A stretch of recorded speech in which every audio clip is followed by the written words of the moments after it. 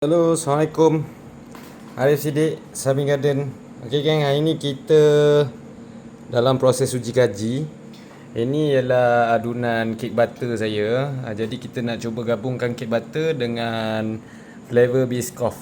Okay, kemudian lagi satu ni kita nak buat cake butter cheese dengan blueberry.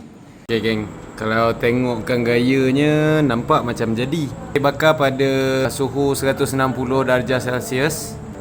Okay, ini pula kek butter Biscoff kita.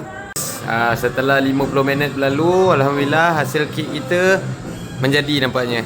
Okay, ini butter cake blueberry dengan cream cheese. Dan ini pula butter cake Biscoff. Okay. So kalau kau nak dapatkan kek ni, nak cuba rasa, jom kita datang Rumah Putih Makan Berjamah besok. Dibuka daripada pukul 9 pagi hingga 4.30 petang. Terima tu. Assalamualaikum. Jom makan lunch Rumah Putih ramai-ramai. Bye.